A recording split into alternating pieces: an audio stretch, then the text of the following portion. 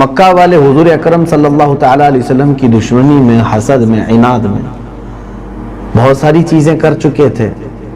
اب کی بار انہوں نے ایک داؤ یہ کھیلا کہ مدینے میں جو یہودی اور نصرانی تھے، عیسائی تھے، وہ اہل کتاب تھے، نبیوں کی تعلیمات ان کے پاس بھی پہنچی ہوئی تھیں، تو انہوں نے یہاں سے اپنے ایک دو قاصد بھیجے ان سے معلومات کرنے کے لیے کہ ہمارے پاس محمد صلی اللہ تعالیٰ علیہ وسلم آخری نبی ہونے کا دعویٰ کرتے ہیں، تو تم اپنی کتابوں سے یہ دیکھ کر کے بتاؤ کیا یہ نبی ہو سکتے ہیں، تم اہل کتاب ہو۔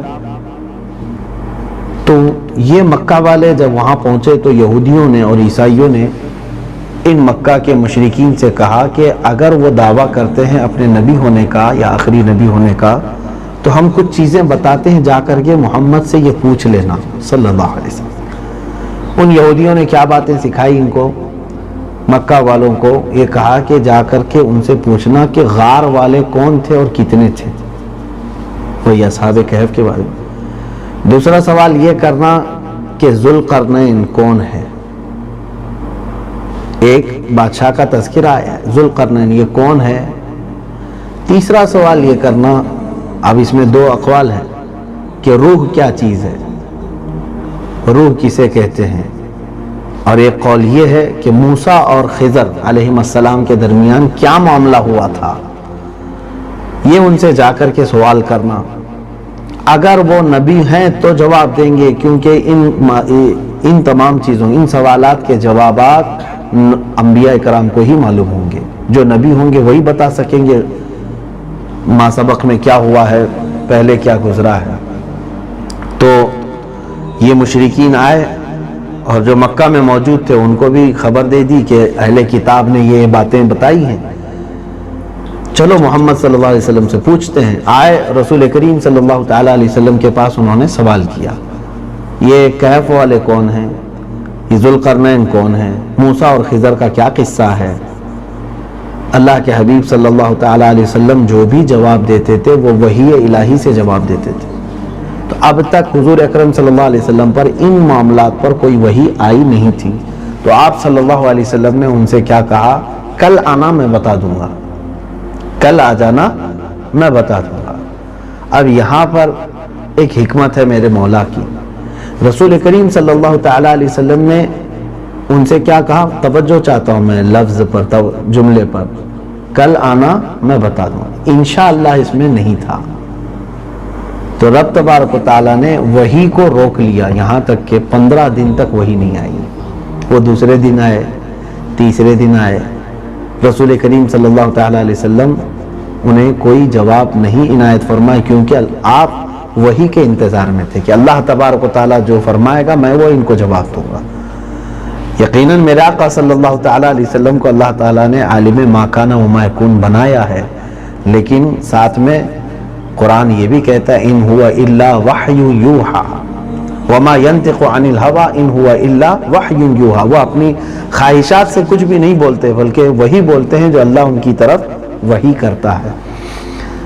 تو تقریباً کئی دن گزر گئے تو رسول کریم صلی اللہ تعالیٰ علیہ وسلم نے رب تعالیٰ کی بارگاہ میں دعائیں کی، اللہ تعالیٰ نے پھر یہ سورہ نازل فرمائی، اور اسی سورہ میں ایک آیت بھی نازل فرمائی، ارشاد ہوا وَلَا تَقُولَنَّ لِشَيْءٍ إِنِّي فَاعِلٌ ذَلِكَ غَدًا إِلَّا أَن يَشَاءَ اللَّهُ، اے حبیب کبھی بھی ہرگز نہ کہنا کہ کل میں یہ کرنے والا ہوں، مگر ساتھ میں کہنا اللہ اگر چاہے تو، یعنی انشاءاللہ ضرور کہنا۔ اب یہاں پر ہم سب کے لیے بھی یہ بہت بڑی عبرت کی بات ہے کہ اللہ تبارک و تعالیٰ اپنے سب سے حبیب محبوب محمد مصطفیٰ صلی اللہ تعالیٰ علیہ وسلم کو یہ تعلیم دے رہا ہے کہ اے حبیب بغیر انشاءاللہ کے جملہ ادا نہ فرمائیں، تو پھر عام لوگوں کے لیے کیا ہے۔ اسی لیے ہر جملے میں اگر آئندہ کے کوئی بھی معاملات آپ بیان کر رہے ہوں تو اس میں بِإِذْنِ اللہ یا انشاءاللہ کا لاحقہ ضرور ہونا چاہیے،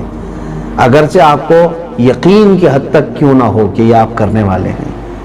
اب مثال کے طور پر آپ سیڑھیوں سے نیچے اتر رہے ہیں، پیر نیچے رکھ چکے ہیں، اب ظاہر سی بات نیچے اتر رہے ہیں، آپ سے کسی نے کہا کہ کہاں نیچے جا رہے ہو، تو آپ کو کہنا چاہیے انشاءاللہ، انشاءاللہ میں نیچے جا رہا ہوں. یہاں لوگوں کو ایسا لگتا ہے کہ یہ یقین نہ ہو تو انشاءاللہ کہنا چاہیے. ایسا نہیں، یقین ہو تو بھی انشاءاللہ کہیں، یقین ہو تو بھی انشاءاللہ کہیں. اللہ تبارک و تعالیٰ اس کی برکتیں بے حساب عطا فرماتا ہے. اس طرح ایک روایت یہ بھی ملتی ہے، سیدنا سلیمان علیہ الصلوۃ والتسلیم نے ایک بار یہ اعلان فرمایا، تقریباً آپ کی کئی ازواج مطہرات تھیں. آپ نے فرمایا تھا آج کی رات میں ساری بیویوں سے ملاقات کروں گا اور ہر بیوی سے ایک ایک مجاہد پیدا ہوگا، ایک ایک پہلوان پیدا ہوگا. آپ کے جملے میں بھی انشاءاللہ نہیں تھا، جس کی وجہ سے آپ نے اس رات تمام اپنی بیویوں سے ملاقات فرمائی، لیکن کسی کو حمل نہیں ٹھہرا. صرف ایک خاتون کو حمل ٹھہرا اور وہ بھی کمزور بچہ پیدا ہوا.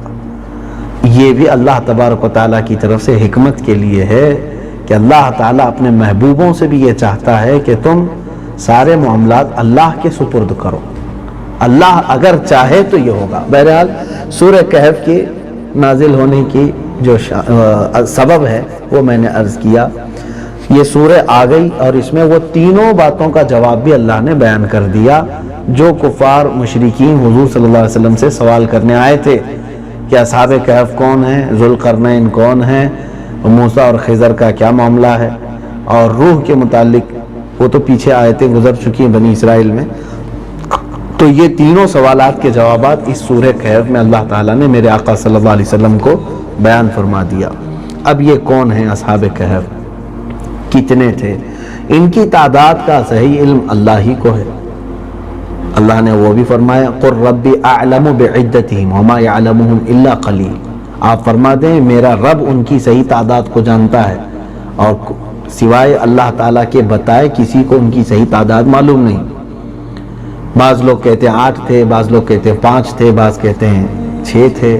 وہ بھی قرآن میں ہے سَيَقُولُونَ ثَلَاثَةٌ رَابِعُهُمْ كَلْبُهُمْ. کچھ لوگ کہیں گے 3 تھے، چوتھا ان کا کتا تھا، اور کچھ کہتے ہیں 5 تھے، چھٹا ان کا کتا تھا، کچھ کہتے ہیں 7 تھے، 8واں ان کا کتا تھا. تو صحیح کیا ہے یہ اللہ کے علم کی طرف ہم سپرد کرتے ہیں. لیکن تفسیر میں حضرت ابن عباس رضی اللہ تعالیٰ عنہ سے مروی خازن تفسیر خازن میں جو روایت ملتی ہے کہ اصح قول زیادہ صحیح قول، بہت سارے اقوال ہیں، اس میں 7 کی کا عدد بتایا گیا ہے. 7 لوگ تھے. یہ شرفا تھے اپنے شہر کے. شہر افسوس ایک جگہ ہے. اس زمانے کی بات ہے یہ جب حضرت عیسیٰ علیہ السلام کے آسمانوں پر اٹھائے جانے کے بعد آپ کے مذہب کو تبدیل کر دیا گیا. جو حق مذہب تھا اسلام، یعنی خدا وحدہ لا شریک کی عبادت، اس کو ترک کر کے لوگ بت پرستی میں پھر سے مبتلا ہو گئے تھے. دین حنیف کو لوگوں نے ترک کر دیا تھا. اور ایک بڑا ظالم بادشاہ دقیانوس، جس کو دیسوس کچھ کہا جاتا ہے، یہ بادشاہ آیا اور اتنا ظالم و جابر تھا، زبردستی لوگوں کو پوجا کرواتا تھا، بت پرستی کرواتا تھا اور خود بھی کرتا تھا. ظاہر سی بات ہے کبھی بھی پوری دنیا میں ایسا موقع نہیں آیا کہ پوری روئے زمین شرک کر رہی ہو اور کوئی اللہ کی فرمانبرداری کرنے والا نہ رہا ہو. ایسا کبھی نہیں ہوا. بلکہ پورے لاکھوں کی تعداد میں بھی اگر شرک کرنے والے ہوں تو ان میں بھی مولا تعالیٰ نے اپنی وحدانیت کا اقرار کرنے والے اور اپنی عبادت کرنے والے بندوں کو ضرور رکھا ہے. اس زمانے میں بھی اس کے ظلم و ستم سے پریشان لوگ کچھ تو زبردستی پوجا پاٹ میں مصروف تھے، شرک بت پرستی کرتے تھے. کچھ نوجوان ایسے تھے انہم فتیۃ آمنوا بربہم وزدناہم ھدی. اللہ فرماتا ہے یہ کچھ نوجوان ہیں جو اپنے رب پر ایمان لائے تو ہم نے ان کی ہدایت کو زیادہ کر دیا. ہوا یہ کہ سال میں ایک مرتبہ میلہ ہوتا تھا اور ایک بہت بڑا بت بناتے تھے اور اس کے پاس آ کر چڑھاوے کرتے تھے، اس سے منتیں مانگتے تھے، نظر کرتے تھے، اور بادشاہ خود آتا تھا. تو ان میں سے یہ جو اصحاب کہف ہیں ان کے دل میں کبھی بھی یہ بات پسند نہیں آتی اور یہ اس کو کبھی بھی پسند نہیں کرتے. ان میں سے ایک صاحب جا کر کے درخت کے نیچے بیٹھ گئے. پھر تھوڑی دیر کے بعد ایک دوسرے صاحب وہاں آئے. پھر تھوڑی دیر بعد تیسرے آئے. یہ آپس میں ایک دوسرے کو جانتے نہیں تھے، لیکن جس کے دل میں کراہت تھی بت پرستی کی وہ اس درخت کے پاس جمع ہوئے گویا کہ رب تبارک و تعالیٰ نے ان کو جمع کیا اور آپس میں انہوں نے بات چیت کی کہ آپ کیوں آ گئے، میلہ چل رہا ہے، پوجا چل رہی، عبادت ہو رہی ہے، وہاں سے آپ یہاں کیوں آ گئے؟ تو ان کے دلوں کی بات نکل آئی. انہوں نے کہا کہ میں بت پرستی سے بیزار ہوں. ہر ایک نے کہا میں اللہ وحدہ لا شریک کی عبادت کرتا ہوں جس نے ہم سب کو پیدا کیا. تو سبوں نے کہا یہ اچھا ہو گیا کہ ہم میں سے ہر ایک یہی خیال رکھتا ہے. تو اب یہ 7 لوگ مضبوط ہوئے، لیکن رازداری ضروری تھی کیونکہ بادشاہ کو اگر پتہ چلتا تو ہلاک کر دیتا، ظلم کے ساتھ مار ڈالتا تھا. چند دن گزرنے کے بعد جب یہ بت پرستی اور یہ تمام خرافات سے دور ہو کر اپنی عبادت میں مصروف رہنے لگے تو لوگوں کی نظر ان پر پڑی. تو لوگوں نے بادشاہ تک شکایت کی. دقیانوس سے کہا کہ کچھ ایسے لوگ ہیں تمہاری سلطنت کے نیچے رہتے ہیں لیکن وہ تمہارے طور طریقے پر نہیں ہے، ہمارے دین میں نہیں ہے، وہ کچھ نئی عبادتیں کر رہے ہیں اور وہ کہتے ہیں کہ یہ سارے باطل خدا ہیں. بادشاہ انہیں بلوایا اور پوچھا تو ان سب نے کہا کہ یہ تمام چیزیں آلات لہو و لعب ہے، تم نے اپنے ہاتھوں سے بنائے ہیں، یہ خدا نہیں ہو سکتے. ہم بھی تمہیں دعوت دیتے ہیں کہ اس کی عبادت کرو جس نے تمہیں پیدا کیا، ہمیں پیدا کیا. یہ ہوتی ہے حق کی دعوت بادشاہوں کے سامنے بھی پیش کرنا. وہ ان کی جرت تھی حق بیان کرنے کی. تو بادشاہ نے انہیں وقت دیا، میں اتنا وقت دیتا ہوں اگر تم نہیں واپس آئے ہمارے دین پر تو تم سب کو سولی پر چڑھا دوں گا اور سب کے لیے عبرت بنا دوں گا. تو یہ نکلے اور انہوں نے کہا کہ یہاں پر ہمارے ایمان کے ساتھ جینا ہمارے لیے بڑا دشوار ہے، کیوں نہ ہم اس شہر کو ہی ترک کر کے نکل جائیں. تو ان نوجوانوں نے آپس میں بات چیت کی اور دوسرے دن صبح ہونے سے قبل ہی اپنے شہر کو چھوڑ کر نکل چکے. تو شروع میں تو ایک روایت یہ ملتی ہے کہ 6 لوگ تھے، 7ویں ایک دھوبی کا کام کرنے والے تھے، بیچ راستے میں ان سے ملاقات ہوئی، ان کا بھی یہی معاملہ تھا، وہ بھی 7 ہو گئے تو 7ویں ہو گئے. اور ان کے ساتھ ایک کتا تھا تو کتے کو بھی انہوں نے ساتھ لے لیا. انہوں نے کہا یہ باقی جو اصحاب کہف ہیں اس کتے کو ترک کر دو کہ یہ کہیں بھونکے گا تو لوگوں کو ہمارے وجود کا احساس ہوگا، لوگ جان جائیں گے اور آ کر کے ہمیں پھر بادشاہ کے ہاں گرفتار کر کے لے جایا جائے گا. تو اللہ تعالیٰ نے اس کتے کو اس وقت قوت گویائی عطا فرمائی، بولنے کی طاقت.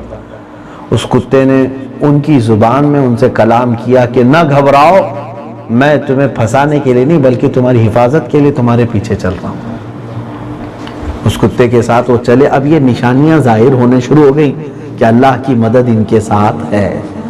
یہ شہر سے کافی دور نکل گئے اور جا کر ایک ایسے غار میں انہوں نے پناہ لی. وہ غار کی لوکیشن ہی ایسی ہے، شمال اور جنوب کے درمیان میں اس طرح سے وہ واقع ہے کہ سورج سال بھر سورج کی روشنی اس غار کے اوپر نہیں پڑتی، اندر نہیں آتی. ہمیشہ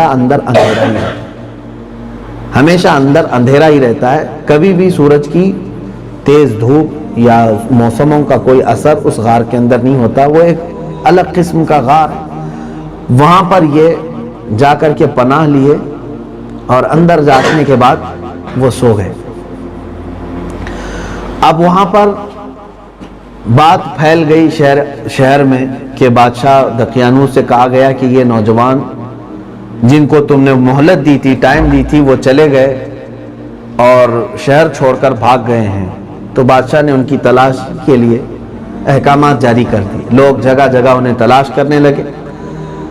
بعض لوگوں نے کہا ادھر گئے ہیں، بعض نے کہا ادھر گئے. آخر کار ان کو پا لیا گیا، اس غار میں ڈھونڈ لیا گیا جبکہ یہ سوئے ہوئے تھے اندر. تو بادشاہ نے کہا ان کی سزا یہ ہے کہ غار کے منہ پر ایک دیوار بنا دی جائے، مضبوط دیوار، تاکہ وہ اندر ہی مر جائیں، ختم ہو جائیں اور وہی ان کی قبر بن جائے. ان کی یہی سزا ہے کیونکہ غار میں ایک ہی دروازہ تھا جو سامنے سے نکلتا، باقی پورے پہاڑ کی چٹانوں سے گھرا ہوا غار تھا.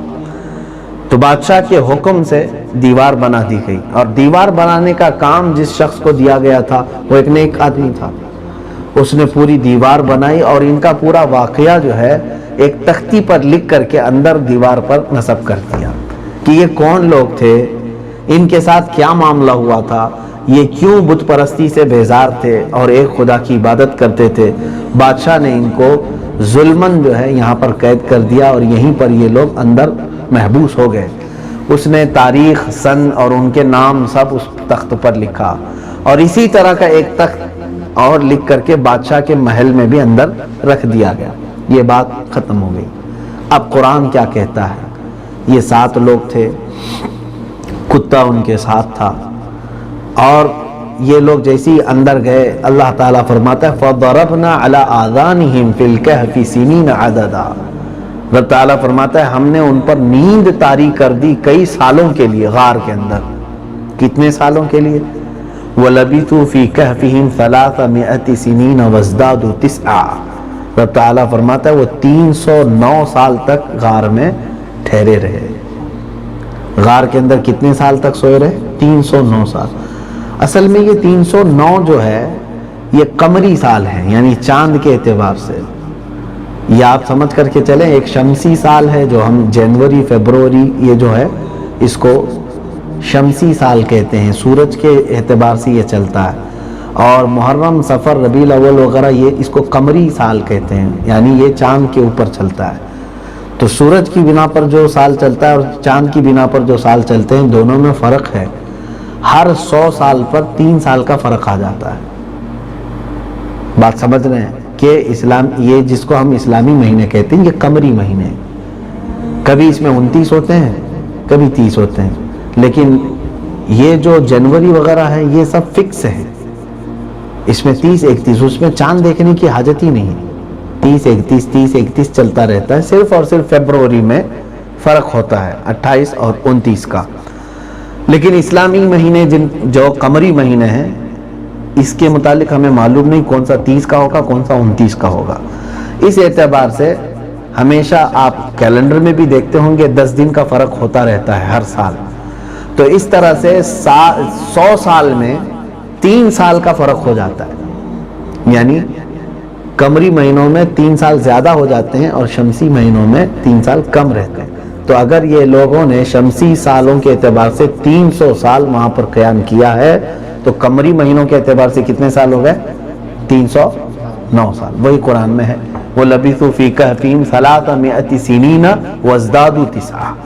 وہ غار میں 309 سال تک ٹھہرے رہے، یعنی جنوری فیبروری کے اعتبار سے دیکھیں تو 300 سال ہی ٹھہرے رہے۔ بہرحال 300 سال کا عرصہ معمولی نہیں ہے، اور وہ بھی نیند ان کے اوپر طاری کی گئی ہے۔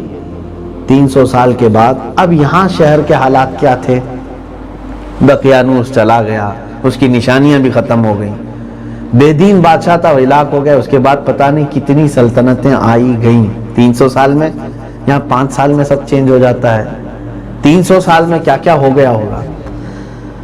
تو پھر ایک زمانہ ایسا آیا کہ بیدروس نام کا ایک بادشاہ جو نیک سیرت تھا، عادل تھا، منصف تھا اور اللہ پر ایمان رکھنے والا بادشاہ تھا۔ اس بادشاہ کی حکومت آئی اور وہ تمام رعایا کے ساتھ اچھا سلوک کر رہا تھا، اور سب جگہ اسلام کا دور دورہ تھا، یعنی لوگ ایک خدا کی عبادت میں مصروف تھے۔ حضرت عیسیٰ علیہ السلام کی شریعت چل رہی تھی اس وقت بھی، تو عیسیٰ علیہ السلام کی شریعت پر ہی لوگ عمل پیرا تھے، شرک اور بت پرستی سے بچے ہوئے تھے۔ لیکن اسی کی سلطنت میں ایک فتنہ ایسا بھی آیا کہ کچھ لوگ مرنے کے بعد دوبارہ اٹھائے جانے کا انکار کرنے لگے۔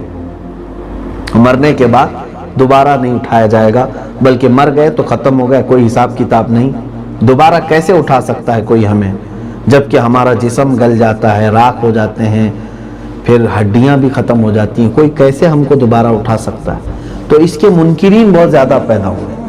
تو بادشاہ جو بیدروس تھا وہ اللہ رب العزت کی بارگاہ میں سجدوں میں گر کر دعا کرنے لگا، اے مولا میری قوم کو تو ہدایت عطا فرما دے اور کوئی ایسی نشانی بتا کہ ان کا یقین بڑھ جائے کہ مرنے کے بعد دوبارہ تو اٹھائے گا، تو دوبارہ اٹھانے پر قدرت رکھتا ہے، ایسی کوئی نشانی ظاہر فرما دے۔ دیکھیں ایک بات یاد رکھیں، جب بادشاہ عادل ہوتا ہے تو اللہ تبارک و تعالیٰ اس کی دعائیں بہت جلدی قبول فرماتا ہے، اور جب بادشاہ عادل ہوتے ہیں تو پوری قوم میں اللہ برکتیں نازل فرماتا ہے۔ اس کی دعا قبول ہوئی، رب تعالیٰ نے اس بادشاہ کی دعا پر ہی ایک ایسا معاملہ فرمایا کہ اصحاب کہف کے یہ جو غار میں جہاں یہ آرام فرماتے جو دیوار لگی تھی وہ دیوار گر گئی. جیسی دیوار گری وہ اندر جو سوئے ہوئے تھے وہ جاگ گئے. کتنے سال بعد؟ 300 سال بعد جاگ گئے. اب ان کے جاگنے کے بعد جو ان کے درمیان مکالمہ ہوا، بات چیت ہوئی، اس کا بھی ذکر اللہ نے فرمایا. وَكَذَلِكَ بَعَثْنَاهُمْ لِيَتَسَاءَلُوا بَيْنَهُمْ. لیکن رب فرماتا ہے اسی طرح ہم نے انہیں اٹھایا ہے، وہ خود سے نہیں اٹھے، اللہ نے انہیں اٹھایا ہے. آپس میں ایک دوسرے سے سوال کرنے لگے، کم لبثتم، کتنا ٹھہرے تم یہاں پر؟ تو کسی نے کہا شاید ہم نے ایک دن پورا سو لیا ہے یا آدھا دن سو لیے، صبح نکلے تھے دوپہر ہو رہی ہے، یا مطلب پورا دن شاید ہم سونے میں گزار دی. لیکن آپس کی جو علامتیں تھیں ان کے جسموں پر وہ دیکھ کر کے تو ان کو یقین نہیں ہو رہا تھا کہ یہ صبح سے دوپہر والا معاملہ نہیں ہے، ہمارے ساتھ کچھ اور ہوا ہے. تب انہوں نے کہا قالوا ربکم اعلم بما لبثتم.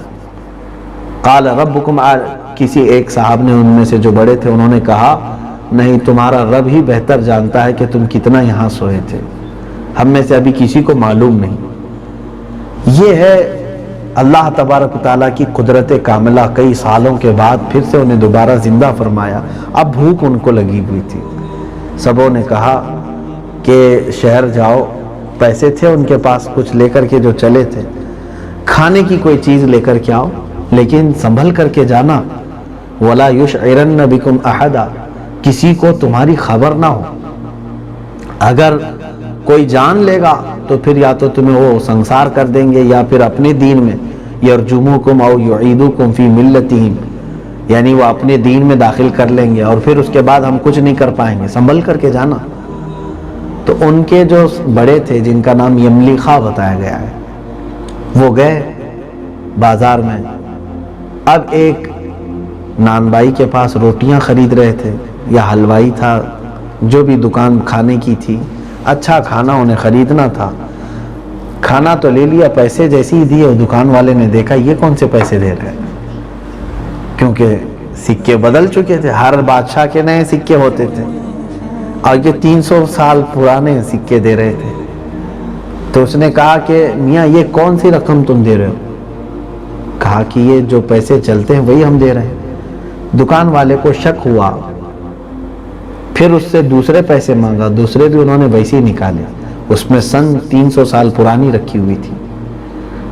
تو اب اس یعنی جو یملیخا ہیں ان سے پوچھنے لگا، وہ معلومات حاصل کرنے لگا. دکان والے کو لگا کہ اس کے ہاتھ میں کوئی پرانا خزانہ آ گیا ہے اور یہ چھپا کر کے وہ کیونکہ سکے جو ہوتے تھے پہلے وہ سونے اور چاندی کے ہوتے تھے، تو شاید یہ پرانا خزانہ اس کے ہاتھ لگا ہے اور یہ سن دیکھ نہیں پایا، اس کی وجہ سے خریدنے کے لیے آ گیا.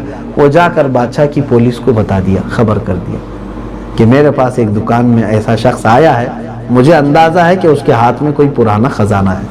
پولیس آئی اور ان کو پکڑ لیا. کہا کہ یہ پیسے تمہارے پاس کہاں سے آئے؟ کہا یہ پیسے ہمارے خود کے ہیں، ہم لے کر گھر سے چلے تھے، بادشاہ دقیانوس کے خوف سے ہم نکلے تھے. تو اس نے کہا کون سا دقیانوس؟ دقیانوس ہم نے تو سنا ہے کہ کئی سو سال پہلے کا وہ بادشاہ ہے. کہا نہیں، ہم جو ہے کل ہی نکلے تھے اس کے خوف سے اور ہم ایمان لائے ہوئے تھے. کیونکہ انہوں نے علل اعلان اس لیے کہا کہ جگہ جگہ پر وہ حضرت عیسیٰ علیہ السلام کا نام لیتے ہوئے لوگوں کو سن رہے تھے. اللہ کا نام لے رہے ہیں لوگ، حضرت عیسیٰ علیہ السلام کا نام لے رہے ہیں، تو ان کو ایسا لگا کہ اب ہمارا ایمان چھپانے کی ضرورت نہیں، لوگ بھی ایمان والے تھے.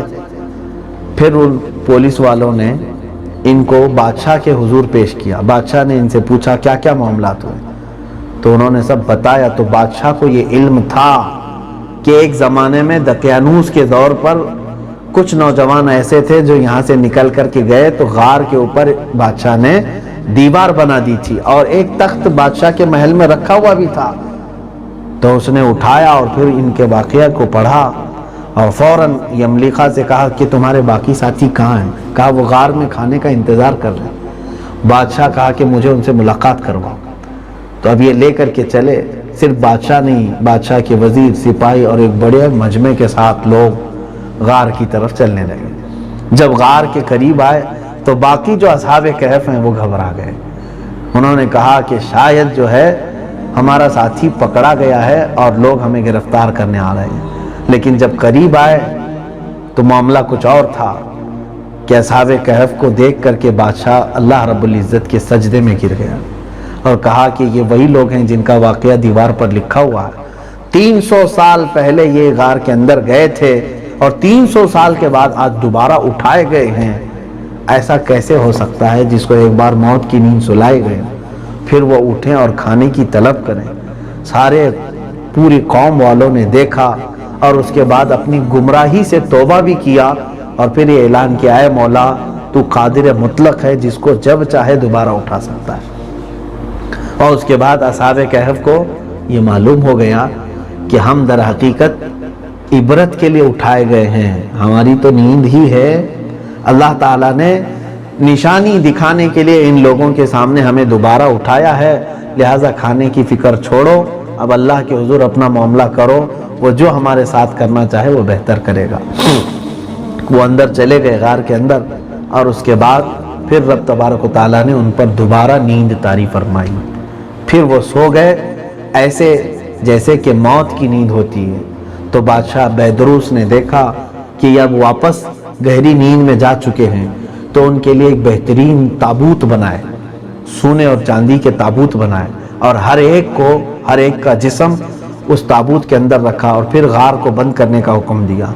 لیکن اصحاب کہف دوسرے ہی روز اس بادشاہ کے خواب میں آئے اور کہا کہ فوراً ہمیں سونے اور چاندی سے آزاد کرو, اس سے نکال دو کہ ہم اس طرح کی دولت کے درمیان سونا پسند نہیں کرتے.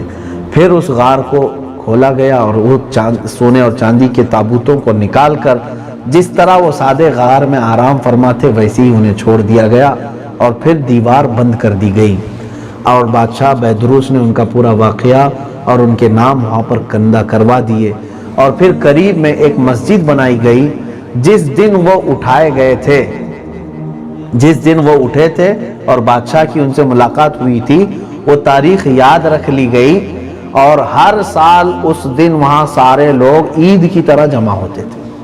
ہر سال وہاں پر, اب یہ قرآن پاک میں قال الذین غلبوا علی امرہم لنتخذن علیہم مسجدا, یعنی بادشاہ وقت نے یہ کہا کہ ہم ان کے ہاں ایک مسجد بنائیں گے یادگار کے طور پر, اور سال میں ایک بار سارے لوگ وہاں پر جمع ہوتے تھے. میرے عزیزو, آج بھی ہم اولیاء کاملین کے آستانوں پر اگر سال میں ایک بار ان کے عرس میں جمع ہوتے ہیں تو کون سا شرک اور کون سا کفر ہے, کون سی بدعت ہے.